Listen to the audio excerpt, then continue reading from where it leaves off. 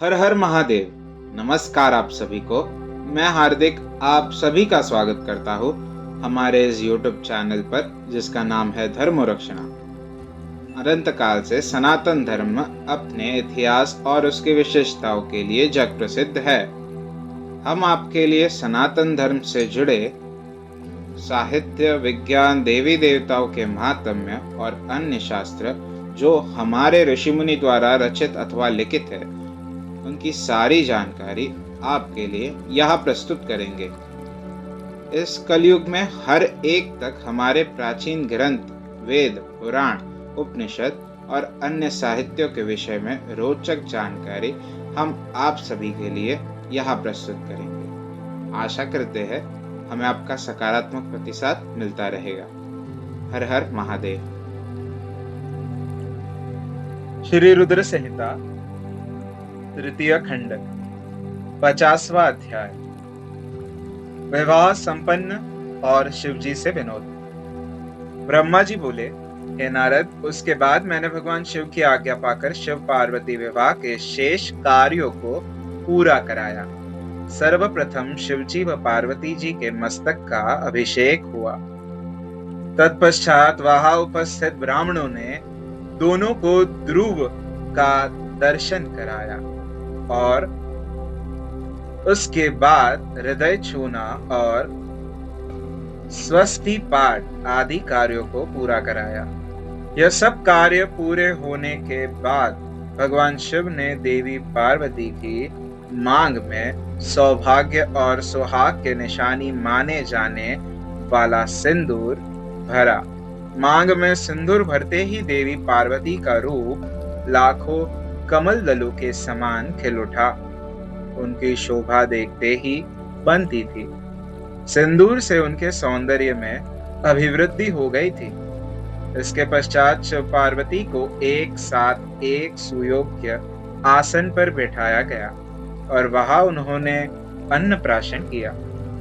इस प्रकार इस उत्तम विवाह के सभी कार्य विधि विधान से संपन्न हो गए। तब भगवान शिव ने प्रसन्न होकर इस विवाह को सानंद संपन्न कराने हेतु मुझ ब्रह्मा को आचार्य मानकर पूर्ण पात्र दान दिया। फिर गर्ग मुनि को गोदान किया तथा वैवाहिक कार्य पूरा करने में सहयोग करने वाले सब ऋषि मुनियों को 100 स्वर्ण मुद्राएं और अनेक बहुमूल्य रत्न दान में दिए। तब सब और आनंद का वातावरण था। सभी बहुत प्रसन्न थे और शिव पार्वती की जय जयकार कर रहे थे। तब मैं श्री हरि और अन्य ऋषि मुनि सभी देवताओं सहित शैलराज की आज्ञा लेकर जनवासे में वापस आ गए। हिमालय नगर की स्त्रियां, पुर नारिया और पार्वती की सखिया भगवान शिव और पार्वती को लेकर कोहबर में गई और वहां उनसे लोकोचार रीतियां कराने के उपरांत उन्हें कौतुकागार में ले जाकर अन्य रीति रिवाजों और रस्मों को सानंद संपन्न कराया। उसके पश्चात उन दोनों को उत्साह पूर्वक केली ग्रह में ले जाया गया। केली ग्रह में भगवान शिव और पार्वती के गठबंधन को खोला गया। उस समय शिव पार्वती की शोभा देखने योग्य थी।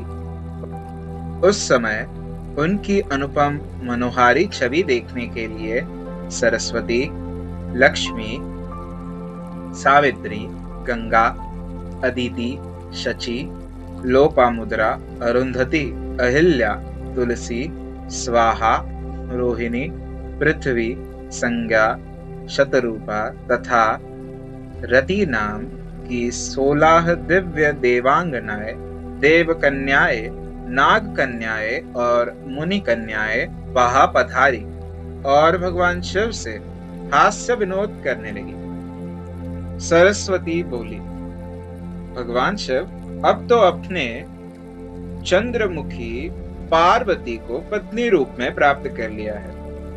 अब इनके चंद्रमुख को देख देख कर अपने हृदय को शीतल करो। लक्ष्मी जी बोली, हे देवों के देव, अब लज्जा किस लिए? अपनी प्राण वल्लभा पत्नी को अपने हृदय से लगाओ, जिसके बिछड़ने के कारण आप दुखी होकर इधर उधर भटकते रहे।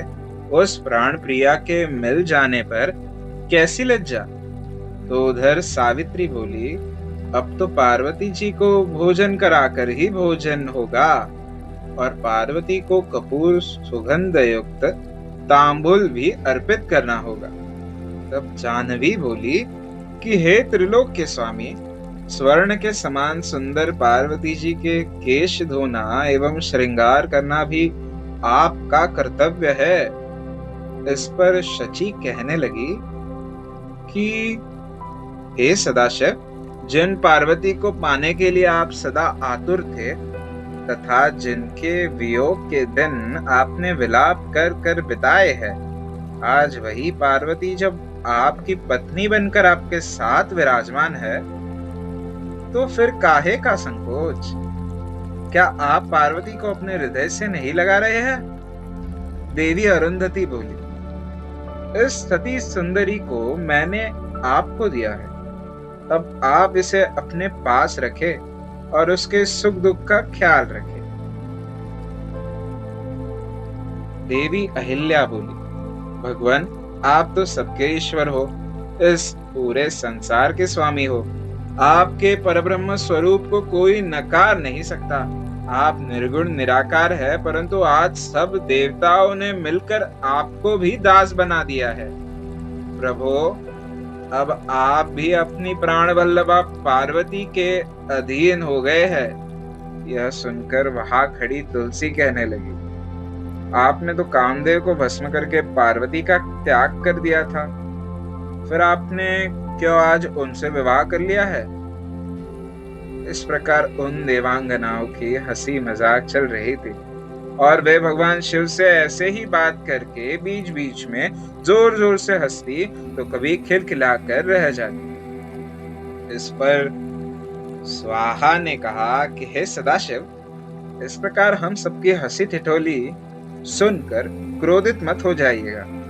विवाह के समय तो कन्याएं व स्त्रियां ऐसा ही हंसी मजाक करती है।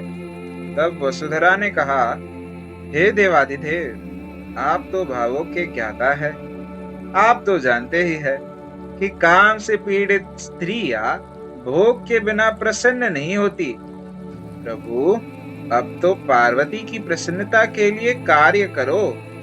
अब तो पार्वती आपकी पत्नी हो गई है, उन्हें खुश रखना आपका परम कर्तव्य है। इस प्रकार स्त्रियों के विनोदपूर्ण वचन सुनते हुए भगवान शिव चुप थे, परंतु जब स्त्रियां चुप न हुई और इसी प्रकार उन्हें लक्ष्य बनाकर तरह तरह की हंसी की बातें करती रही, तब भगवान शिव ने कहा, हे देवियों, आप लोग तो जगत की माताएं हैं।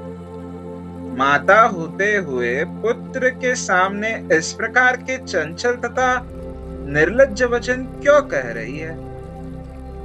तब भगवान शिव के ये वचन सुनकर सभी स्त्रियां शर्मा कर वहां से भाग गई। अध्याय 50वां समाप्त।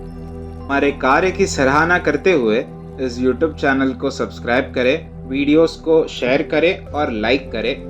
हमारे कार्य मानव जाति के हित हेतु अधिकांश मानव जाति तक पहुंचाने में हमारी सहायता करें। भविष्य में हमारे सनातन धर्म के विषय में अधिक जानकारी प्राप्त करने हेतु हमारे साथ बने रहे इस YouTube चैनल पर, जिसका नाम है धर्मो रक्षणा। धर्मो रक्षति रक्षितः। हर हर महादेव।